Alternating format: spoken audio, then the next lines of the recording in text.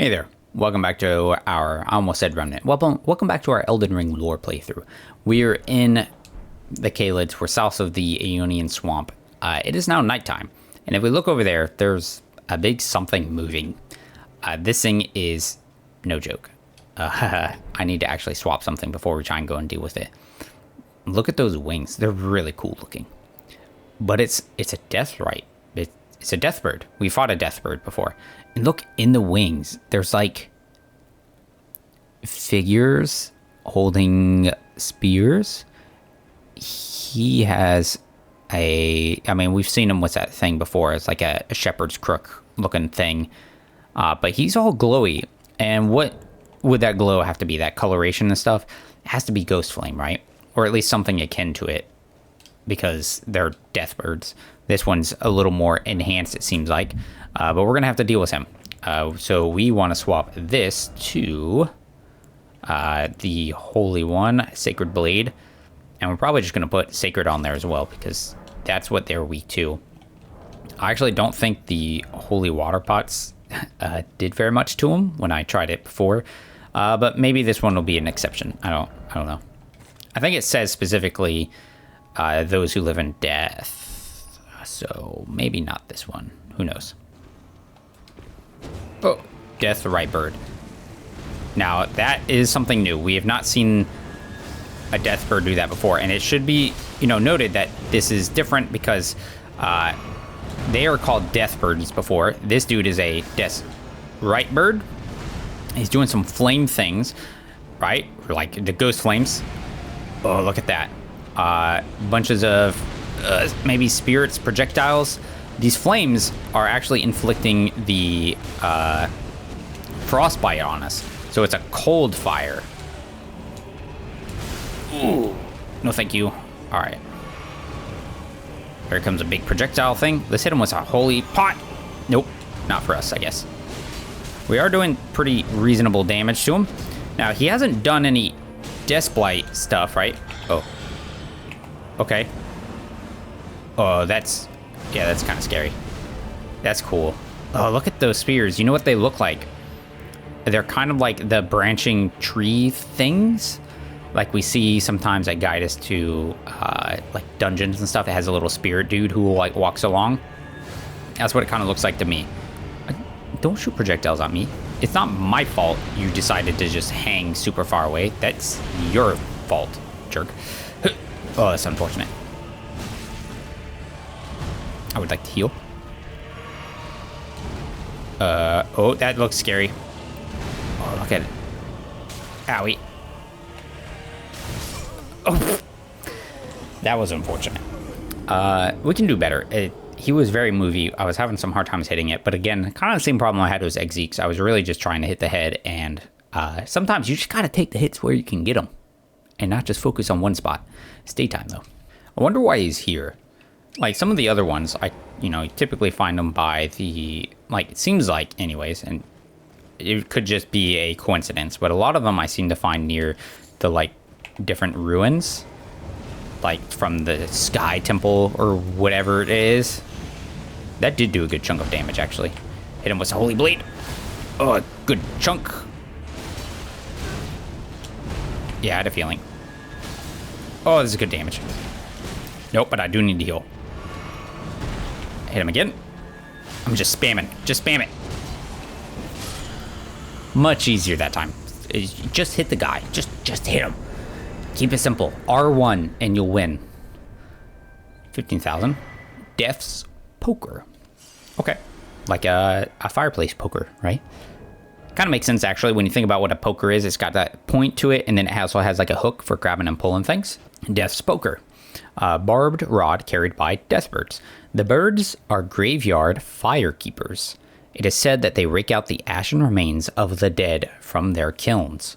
Alright, so they're graveyard fire keepers. Alright. Ghost Flame Ignition. Thrust out the barbed rod and set its tip alight with Ghost Flame. Follows a normal attack. It's a really cool weapon. We don't have the dexterity or the intelligence for it, but it is a very cool weapon. Anything else over here? My weapon is gone. Just a cool view. Ooh, look at that. Remember what I was talking about was like deserts. Like, that looks like a freaking desert. But look at the architecture there. It's like we've seen around the edges of the Limgrave. That's like up into the sides of, you know, the whole lands. There's like sections that look like bundles of weapons, like Battlefield maybe. The ship ruins out there are pretty interesting. That's Castle Redmane. So like we teleported on the other side of that bridge. You know, went up there around the side, came in, and then we went across into a section right up in there where we talked to Jaren. And it looks like, see that section there? It's like a lift. There looks like mechanics to do it. And a little beachfront right there. Very similar to Castle Morn, in a way.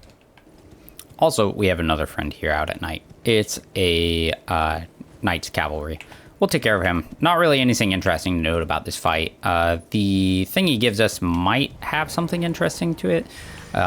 You'll see right about now. Ash of War, Poison Affinity, Poison Moth, Flight, Slash with Poison Infused Blade. It will also consume the poison, doing a bunch of damage. I actually really like this one. It's not amazing for PvP against other players, invasions and stuff. However, against like regular enemies, like just playing the game, pretty solid. Pretty solid. It is interesting, Poison Moth Flight. We've been finding a bunch of, you know, different butterflies for different things. Like we have this smoldering one for fire, Aeonian butterfly for like rot, and then this nascent one, which is something. And then we got these fireflies, but we don't have any, there's not moths, you know, unless you just want to say that butterflies are moths because they are the same thing, I guess, maybe. Somebody's going to be mad at that statement, maybe. Okay, moving on. Oh, marionette soldiers. What does that tie in with? Magic, you know, sorceries. All right. Though he looked a little different. He almost looked like he had some kind of glow kind of going on the interior. Maybe that was just me too. Maybe it's just a little lantern.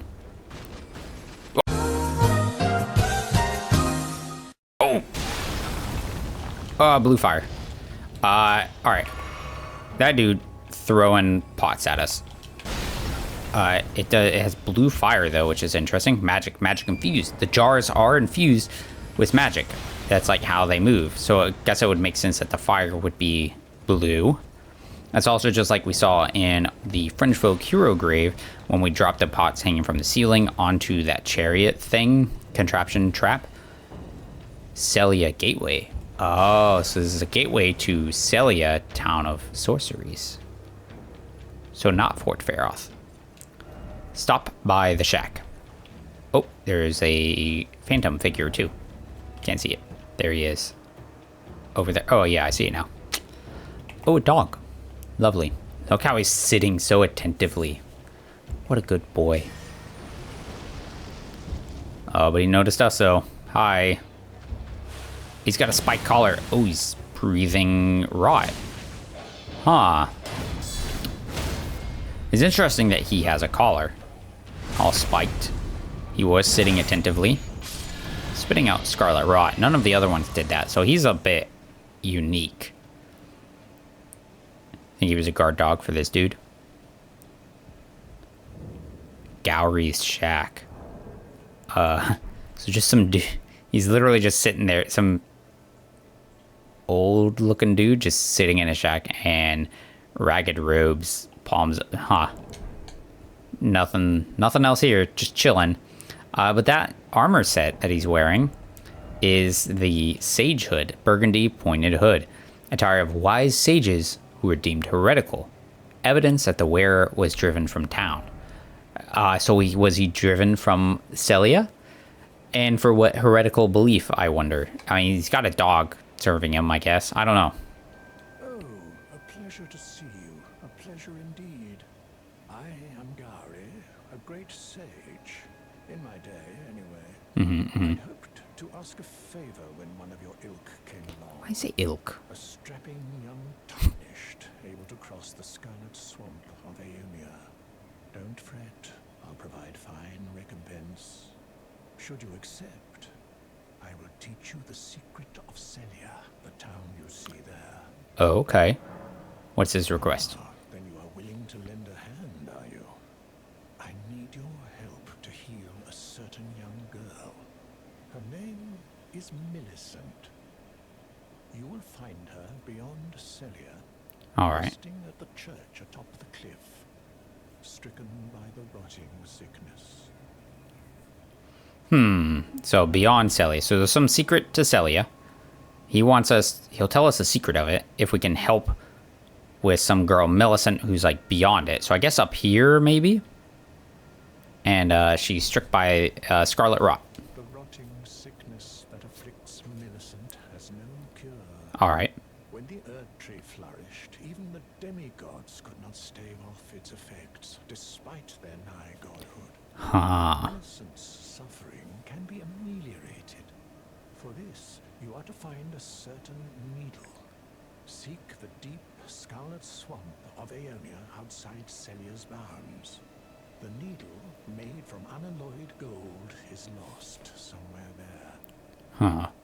So we need an unalloyed gold needle somewhere in the swamp. Unalloyed is like a pretty significant thing. It's interesting though too. He said like even when the Erd Tree flourished, when it was at the height of its power maybe, and blessings rained from above, and the light of it alone was like a gentle, warming, like healing thing. That even the demigods would die to the rot. Like, right? Like so that was a pretty big deal. First, you must find the unalloyed gold needle. It's hidden somewhere. Then I will tell you, as promised, the secret. It's the secret of the town of Sellia. All right, bud. So we gotta go into the swamp. We gotta go find this needle. I mean, if we go up here, we could explore it a little bit anyways. There's glintstone all over the place, like, you would expect, I guess, a town of sorcery. That's a big old beetle. So the blue ones are collecting, like, their task is collecting, I guess, like, FP. Why is he... Oh, but look at the symbol on him, though. It's different than the other ones we've seen. Huh. There's a jagged-looking thing. But his labor must have been somehow collecting FP, which is used for casting sorceries and incantations and stuff. So, Swamp of Aeonia. So I wonder, like, the reason it got so giant is because, oh my lord, there's just so much of sorcery stuff here that it's just massive, right? I need all of you to stop. No more. No more. It looks like the town would have continued this way a little bit.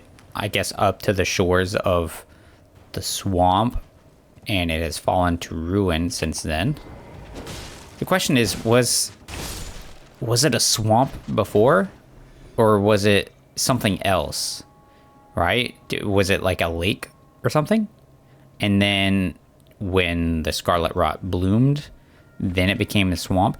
Because also, I mean, like, if this is where it bloomed and this was like the epicenter, they couldn't have been fighting. I mean, I guess it could have been fighting in a swamp if it was low water, but like maybe it was something else. It was just land, and then it settled with all this water, left a big crater kind of thing. Something. Hello, what are you? Ooh, there's a beetle there. All right, we can take care of that. Poison armament. Is that an incantation or an ash of war? Incantation. Same thing as the other one, Servants of Rot. Look at those guys. See, these are the land squirts, but these are like, also been corrupted or something by the scarlet rot. And look how, they're just overgrown. It also has like some kind of seeping wounds looking spot to it. Is it still weak to poison? Yes. Swamp. So it has to be... The thing we're looking for is in here somewhere. There's a site of grace. That's pretty nice. Big old beetle. Watch out for these geysers. Maybe, right, with these geysers, you know what this place could have been like? Like, what you call it? Like Yellowstone Park or something, or Yosemite. Any of these other national parks, just like hot geysers and, steam pools, whatever you want to call them. My brain's not working right now. Maybe that's right. Like maybe that's what this place was kind of like.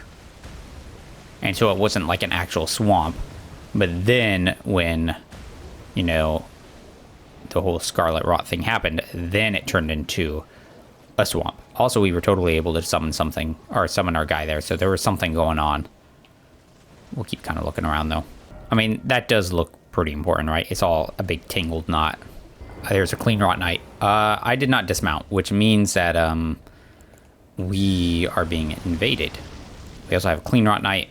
We need to get rid of him so that... Ow, oh, invaded by Millicent. That's the girl we're trying to help. Why is she invading us? There's a second Cleanrot Knight. Oh, lordy. He spewed garbage at us. Oh, there's another one. What the hell?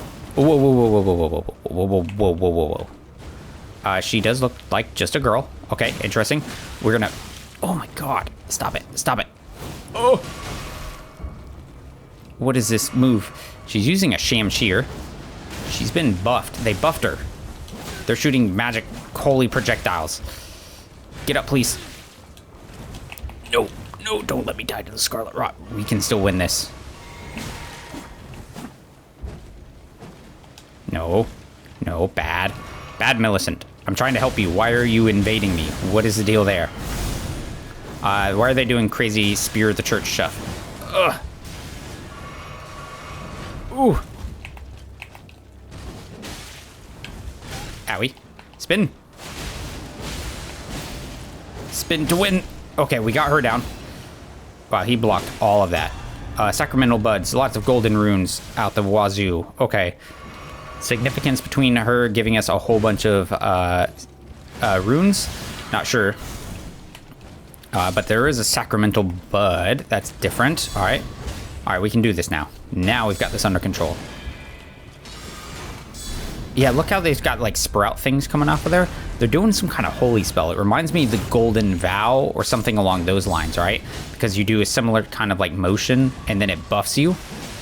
Oh, it's like black tar-looking shit. Why?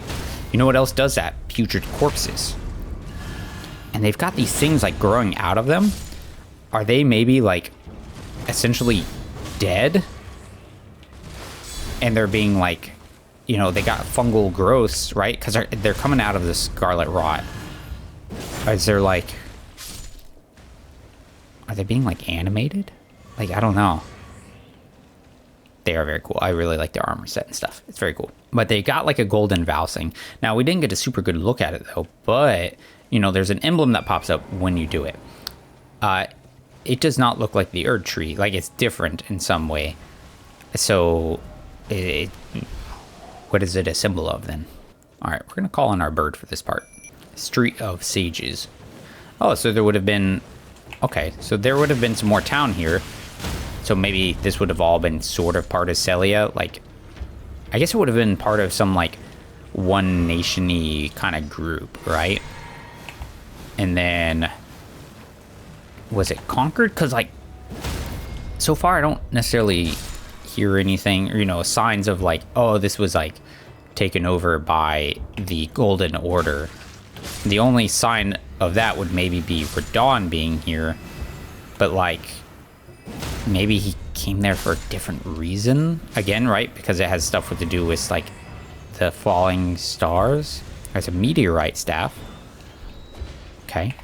Mushroom people. Do you think these mushroom guys were sages? It's a street of sages. Maybe they're heretical because they decided to follow the, some stuff to do with rot. That could make some sense, right? That rot is doing a lot to me right now, so we're going to stop that.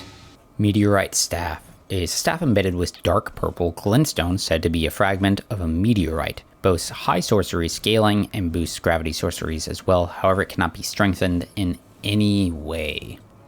All right, so, you know, I mean... Obviously, it would make sense that the purple stone would maybe be a fragment of a meteorite, boost gravity sorceries. And, you know, we've got those, the hand things, and that one, you know, some of them have those rings on them. And when they shoot some of the projectiles, it seems to come from, like, the purple gem. So maybe like a purple glintstone. Hey, there's an entrance down below. Wonder what's in here. Rock sling. Okay, purple gravity stuff. A lot of gravity stuff tied in with here. One of the glintstone sorceries that manipulates gravitational forces. Pulls a clump of rocks from the earth and sends them flying. The sorcery can be cast while in motion, a gravitational technique studied by the young Radon. His master was an alabaster lord with skin of stone. Interesting. So the Alabaster, so he studied under Alabaster Lord, and then he got the Onyx Lord. So like the meteorite came from the Onyx Lord with Skin of Stone, and they were called lords in reverential fear of the destructive power. So the Alabaster Lords are also called lords, so probably also for their in reverence to their destructive power. Now I wonder, right? Because like it talked about how the meteoric blade was made from you know, a shard of a meteor or whatever fragment, and how it's particularly strong against those born of meteorites, right? So would that be the Alabaster and Onyx Lords? Are they born of meteors? They've got Skin of Stone.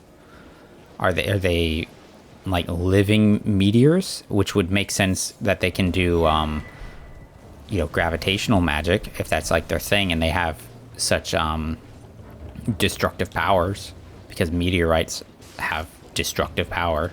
So we got ourselves the Traveler, Perfumer's traveling garb, and you can see the similarities between the depraved one and the regular one, how it's got that big apron, right? Garb of a traveling perfumer of no renown. The thick front apron, the badge of a perfumer, has been replaced with a more simple one made from soft leather. Oh, so I guess this is different. This is a traveler's one, not the standard perfumer garb. So normally they have a thick apron. This one's a simple soft leathered one. And then the traveler's hat of traveling perfumer of no renown, an associate of a healer. He is said to be in search of new aromatics and flower gardens in hope of treating misbegottens, omen, and all those seen as impure. Oh, so it's like they were going along and they were trying to, like, I guess, help some of those others that, you know, the Golden Order didn't, you know, approve of. The omens, the misbegotten, maybe, you know, whoever else.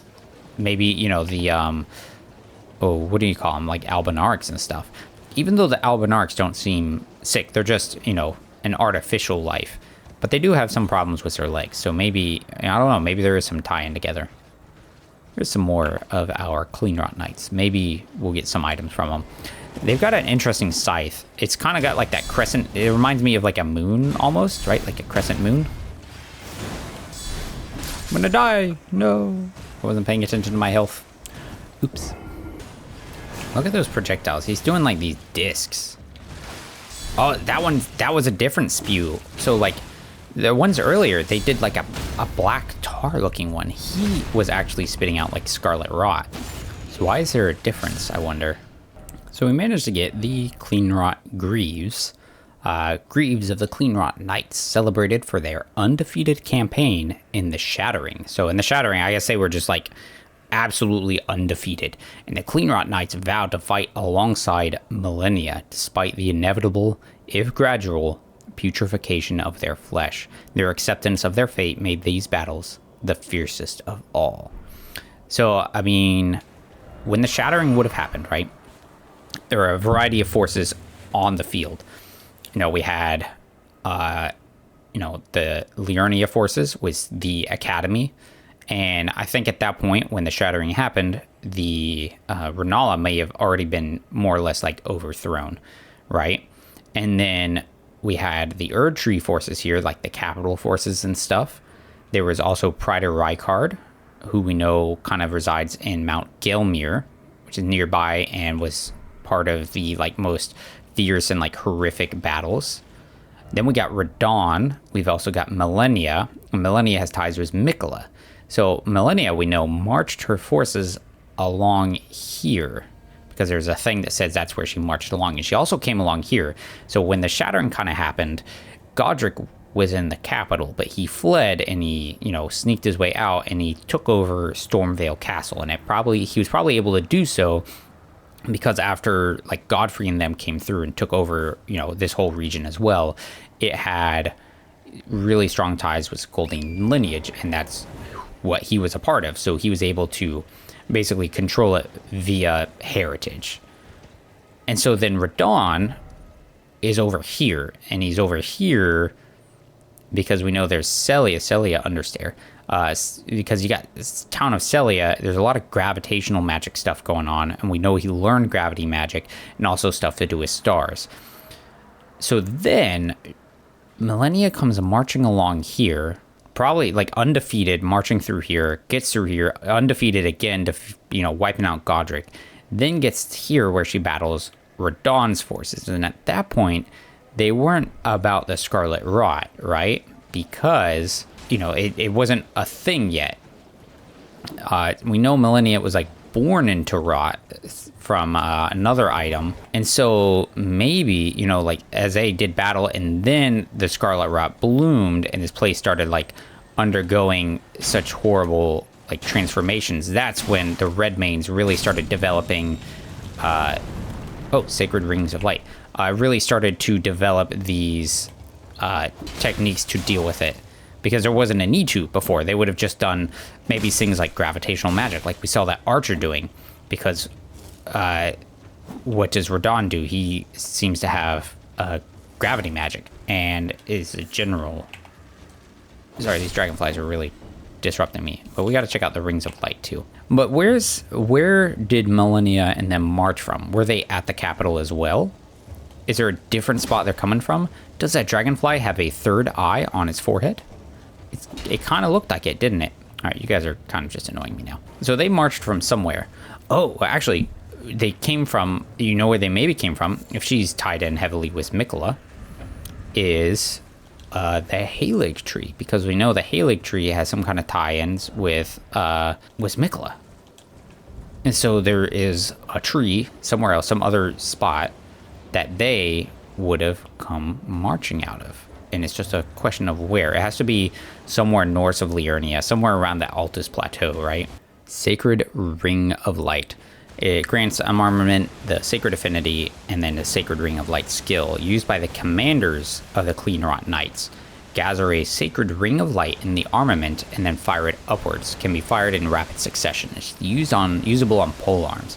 So maybe the ones that are using the big scythe polearm looking things, those were the commanders. All right, so now there's something in there. I've seen a couple like signs of that. There was, we can summon if we walk in and we look a little bit. Oh, there's a summon sign as well. Well, I mean, there's a guy right there. Big fur cloak, armor, tabardy thing. It's got a big old halberd with like a standard kind of on it. And who's this? Pollyanna. Adopted daughter. Her garb there looked very similar to Millicent's, which was a kind of just like dressy looking thing, right? She just has a little dagger. Hey, bud. Oh, look at that. He flipped it out, and then he summons a bunch of spirits as well, just like us. Huh. And they're banished knights. Not banished knights, the exile soldiers, those sent to like penal colonies and stuff, who we find at Stormvale. We gotta get rid of them. Too bad they don't suffer bleeding. So I guess Pollyanna's got Commander O'Neill, while we kind of focus on this, and then we can go back to him. We're gonna reapply the Blood Flame. This big. Oh, he did a wind thing. It does Scarlet Rot, it looks like. Look at some of the design of the armor. Huh. Oh, look at the horns on the shoulder plate, too. That is like the Banished Knight armor. And this could make sense given that he's doing these wind things. And what do they do? Oh, God. That came out fast. I guess because he got interrupted. Must be tired now. Yeah, with the wind stuff, that makes sense. Owie. I guess I blocked it. I'm okay. Yeah. He's very different. Jerk. I needed that Pollyanna. Trying to see the symbol. On his back, it's just like a wreathed circle-looking shape. And even on his front, it's just kind of a fancy-looking design. Boom. Boom. Let's get our Blood Flame active again. Oh, he's summoning once more. Who's he summoning now? Just more of the exile soldiers? Oh, but the big ones with the axes. Okay. Make some distance, make some distance. What Ash of War do I have in here? Storm Stomp, huh?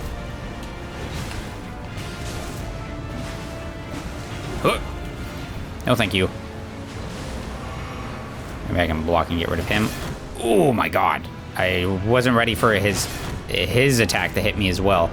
That looked like a buff. Yeah, these guys have a buff on them now. Pollyanna, help. Pollyanna's gonna go down though. I'm gonna eat a bolus as well, just so we don't have that rot on us anymore. Is he summoning more? No, no, no, no, no, no. You can't do that. You're not allowed.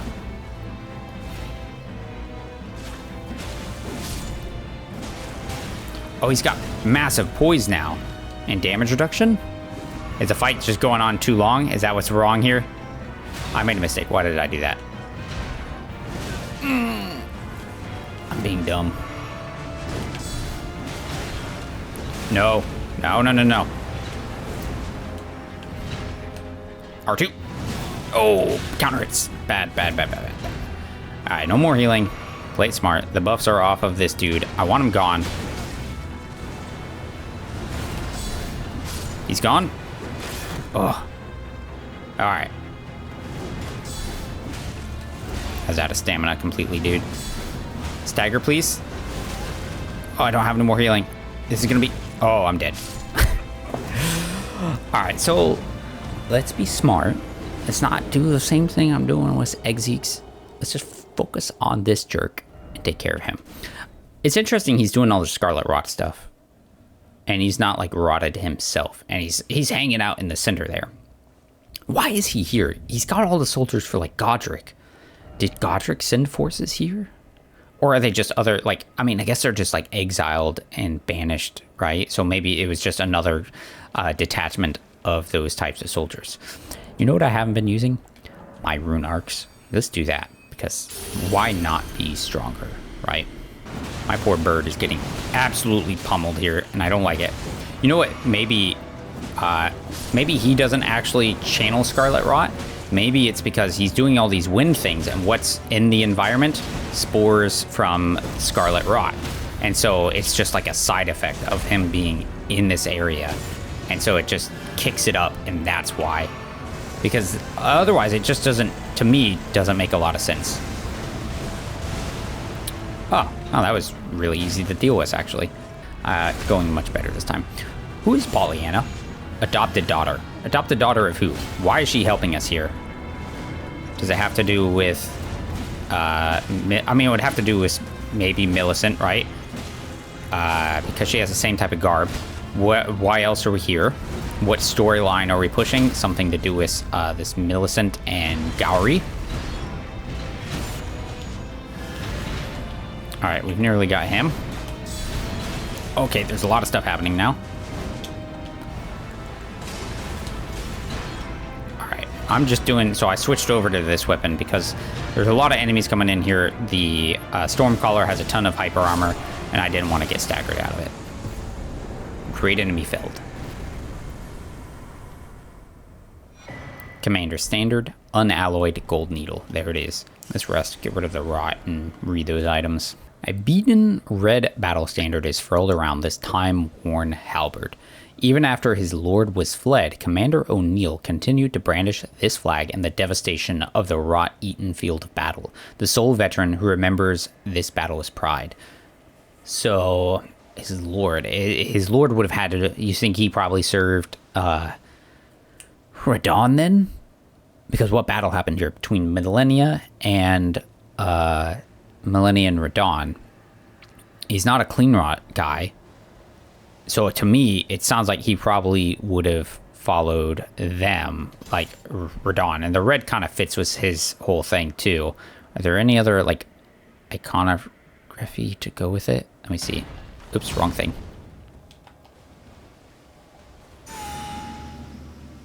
It's like a battle cry thing. Huh. Very cool looking though. I like it. I like it a lot. I've actually never used it. Maybe that'd be fun to get some soldier ashes and then run that. That'd be kind of entertaining. Unalloyed Gold Needle. An intricately crafted needle of unalloyed gold, snapped in half. A ritual implement crafted to ward away the meddling of outer gods. It is thought capable of forestalling the incurable rotting sickness. Sage Gowry has designs for this needle. So who crafted it then? Because I don't have the impression that it was Gowry. It was a ritual implement. We've heard about some other ritual things too. There's a helmet with like a ritual implement. There's ward away the meddling of outer gods. It is thought capable of forestalling incurable rotting. So it has ties with a rotting thing and meddling of outer gods. The Nox Mirror Helm is a ritual implement of the Eternal City, committed to high treason, wards off intervention of greater will and vassal fingers. So that feels very similar as far as like warding off intervention, warding off meddling. So outer god, I don't think we've heard anything about outer gods. Outer gods taking like being farther away. The greater will is maybe some type of like god. Is it like an outer god? Or is it inner now because it's close? Or is it still far away? So it's like outer, meaning it's not from the lands between. What about the fell god? Is a fell god considered an outer god? Dog still seems hostile, which is unfortunate. Wish it wasn't. Be a lot cooler. Oh, you found the unalloyed gold needle. As promised, I've detailed the secret of Sellia right here. Go on. It's yours. Thanks. Sellia's secret. Now let me have a look at the needle. Well, this is a marvel indeed. The work of a true artisan. A meticulous, bold craftsman who grasps the essence of life. Can you give me some time with this? As well made as it is, it won't be much use snapped in half. Alright, so give us a secret. We also didn't look at the sacramental bud item, which is right here. Immature bud containing fresh blood. Believed to originate long ago from a strain of buds cultivated with useful sacramental blood. Notice how it's like sprouting off of a twig. Like it looks like there's a branch and then this growth is coming right off of it, making me think of like, you know, with ancestral followers, like budding things. Note given by Sage Gowry detailing the secret he promised. The town of Sellia hides the source, light 3 flames atop the candle towers to break the seal. So there's a seal. We got to break it, lighting 3 candle flames. In we ride. Bold. Sellia, town of sorcery. Oh, invisible. Look how he's all blue. Is he blue because he's a spirit? Or was it because he was invisible? Huh, his body does fade out, so maybe he is, like, not really there. This invisibility is different from some of the other ones we've seen. Like, when the nobles are doing it, they seem to, like, cast it and then, like, kind of fade out. Flecks of gold, right? This one, not nearly so much. But there are nobles here. But again, they're all kind of like spirits. So did something happen that, like, bound their spirits here, I wonder? That's a spot. Redmane painting. We'll have to check that out. Oh, see, he did do the flecks of gold to, like, hide out. Yeah, see? Interesting. But those guys, I mean, these nobles do it, but not the actual sorcerers. Is it because the nobles are coming from the, you know, from the capital and stuff? Redmane painting. Work of a wandering artist, reminiscence of a painting titled Redmane. This painter is said to have captured the landscape seen during the last moments of those welcomed into death's embrace. The soul of the painter and the vestiges of the dead's last moments can be blah, blah, blah. Okay, so it's the same. Yeah, so wandering around, look, there are seals on some of these sections. They are, to me, that's carrion seals, actually. Like, I don't think it's actually sorcerer, or like, the Academy, like Rian Lucarian, because it doesn't have the, like, cuckoo and glintstone star and stuff. Like, it's the crossed sword and staff for the carrion family. Interesting that it's their seal that's kind of blocking things. So maybe it's because Radon ties in here or something. Or are there some other originations going on here that we're not aware of? Or maybe it's just, they just chose to do that to make you wonder. Maybe there's no actual reasoning behind it. Miyazaki just said, let's mess with them a little bit and put that on there. There's also a really big one over here. A little illusory Erd tree with golden seed. We can see some of those dudes, like marionettes. All right, there's some large towers, so we can jump up and around. Up at the top, it's a little... The coloration design... Oh, it's blue. I'm in sorcery, that makes sense. But the design of that makes me think of some of the stuff down underground was like, you know, I would assume Eternal City things. Staff of Loss. A staff missing its glintstone. And we know you need the glintstone in there in order to channel the sorceries. It's wielded by sorcerers who believe that discovery comes through acts of asceticism. So like, you know, kind of like minimalistic ideas, right? If I'm thinking of it right. This staff only distinguishes itself when casting invisibility sorceries, but that is reason enough for some to wield it. Boosts invisibility sorceries. Huh. There's a lot of invisibility guys going on here, so I guess that makes sense. So do you think, I guess you don't need glintstone to do invisibility? Do we have an invisibility spell? No, I don't have one. Huh. We're gonna have to get, I mean, they exist, obviously. So we're gonna have to get one here at some point, right? All right, so we've done all three of the little torch things, which means seals should be all broken, and there's some around the town that we're gonna have to check out. So we'll go see what was hiding behind there. Please jump. Cerulean Tear Scarab.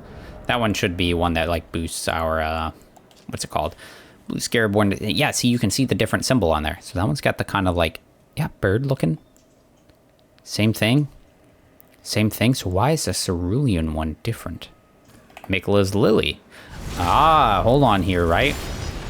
So what is the significance of Mikola's Lily? It is a wilting lily made of unalloyed gold, signifying faith in the Halic tree, thought to be beloved by the Empyrean Mikola in his youth. So that needle was an unalloyed gold needle.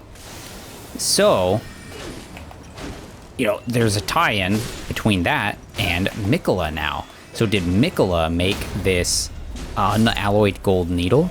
You know, was a like master craftsman who like grasped the essence of life. And actually, you know, thinking some more, what else is like that? A bewitching branch. Look how it's kind of like a needle, a tree branch blessed with an incantation of unalloyed gold. You pierce a foe and turn them into a temporary ally. So, right? And so then you have this other needle, and it can prevent the meddling of outer gods. There's an imbued sword key. That's the last one for the belfries. So that's interesting. And another thing, right? Said Empyrean. Now, when we were talking to E.G. previously, he said when Ronnie discarded her flesh and took the dark path of the Empyrean, that's what Mikola's called, is an Empyrean. So there's a connection between those two, between the Empyrean, but it doesn't, you know, Spelldrake Talisman. So the path of the Empyrean, where he's called an Empyrean. So is there a difference between that, between like her taking the path and then being one? Night Comet. I think that's it for those items. One of the night sorceries of Sellia, Town of Sorcery. Night sorceries, right? Sellia and the Eternal City having some false eternal night. Fires a semi-invisible magic comet. Can be cast repeatedly to Sellian sorcerers or assassin, and it said they often hunted their fellows. So now we could go all the way up there, up the rise, but there's also this spot right here. It's got a boss fog. What could be behind the door? Nox Swordstress, Nox Monk. Oh, look at the helmet. We've seen people like that. The statues, right? We've seen it in like the Church of Vows and some of the underground areas. That's what they look like. That dude has got some kind of big mace. She's got a sword, and it was like whipping out. It's sickle shaped right now, but like she did a motion earlier that was like, and see how his weapon, it flipped out? Look how it's going out. There's a weapon we've gotten that describes as much too. It was the Urumi, and I believe it even said it was wielded by Nox, which we didn't know what that was before. And with these sharing the same appearance as the things underground, which have ties to the Eternal City, we know that's probably what it ties in with. And what do we have here? We've also seen this before. And that is the same thing that we see way up here under the Ainsel at the Dragonkin Soldier of Noxtella. There, that's it right there. And it had a giant figure sitting in it. This one doesn't have one. And it also has that same under space to it. And what do we get out of it? The last one had a great glovewort. Lusat's Glintstone Staff. Not what I expected. We've gotten one with a Glintstone Staff with a name before as well. It was Azur's. So Azur's Staff, he... let's see. Primeval Glintstone Sorcerer Azur. Only those who have glimpsed beyond what lies beyond the wisdom of stone may wield it. Alright. And then Lusat's, same thing. Enhances the power of all sorceries but consumes additional FP. This one reduces a casting time. So this one seems to be all made of like some kind of glintstone crystal. This is another primeval glintstone sorcerer, and it's got like an orb that seems like kind of exploding with glintstone. Interesting. But yeah, here's the Nox Flowing Sword. A grim weapon wielded by swordsmen of the Eternal City. This shotel has a blade as fine as a needle. Forged from the liquid metal of a silver tear, it is thoroughly tempered until hardened, flowing form.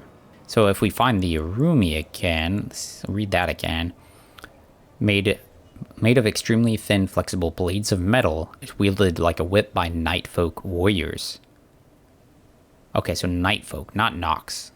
So I was mixing things in there. So who are the night folk still? Still don't know what that is. Even though we've got the like Eternal City with like eternal knights, false knights and stuff. Grim. Wonder why it's grim. But it's made from a metal of a silver tear. And the silver tears are the freaking larval tears. Like when we look at it, what does it say they are?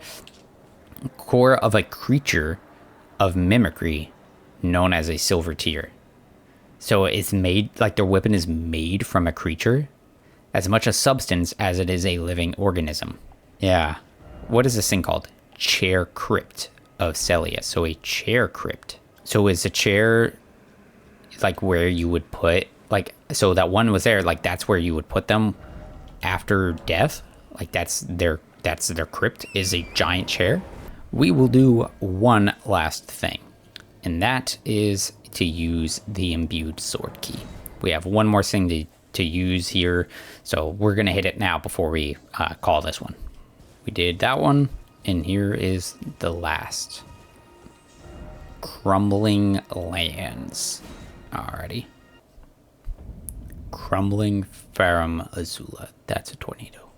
Those are Drake's dragons. You know what they look like? They look like the dragony things flying around in Dark Souls 2.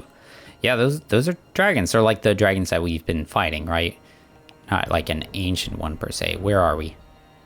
Oh, we are way... Holy cow. We are at the far, far eastern edge of the map. Holy cow. Bones? Some kind of domed structure. Lots of tornadoes. Oh, that's like Garang's Bestial Sanctum.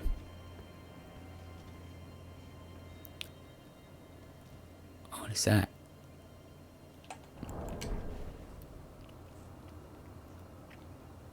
Huh. Whoa. Wait, oh look. This is floating in the sky, dude. Is this the temple, the like sky temple that, you know, was maybe struck by a meteorite? And then, like, it's still floating though. It's crumbling.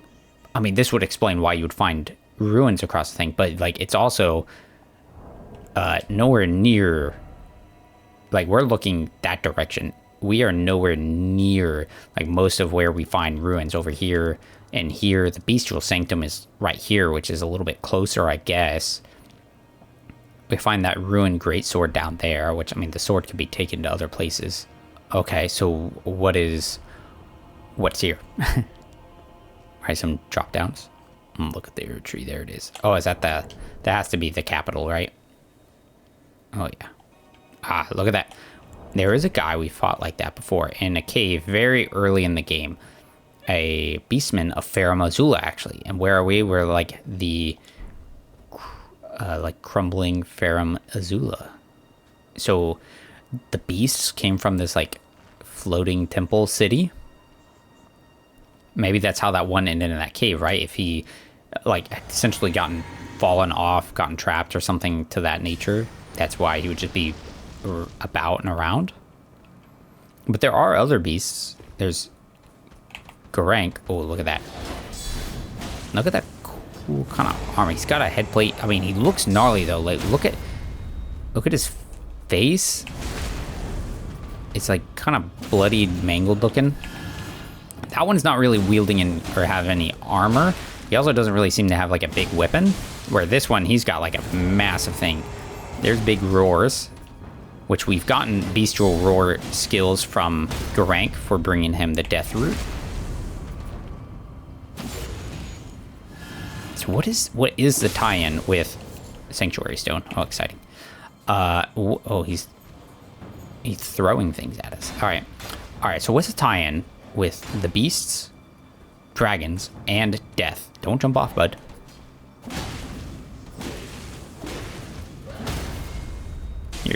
Oh. Goodbye.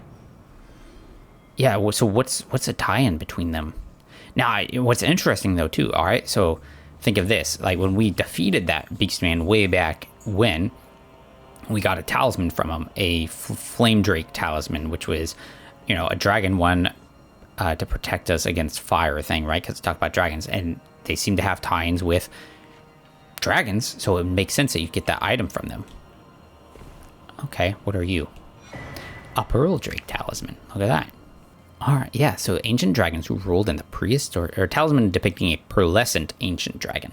So I wonder, were there different, a golden ancient dragon, a yellow ancient dragon, red ancient dragon? So like, is this just depicting, this is a duo of blue dragons greatly boosting things. So I wonder, like, were there actually different colors of ancient dragons, or is this just like a fanciful depiction? I wonder.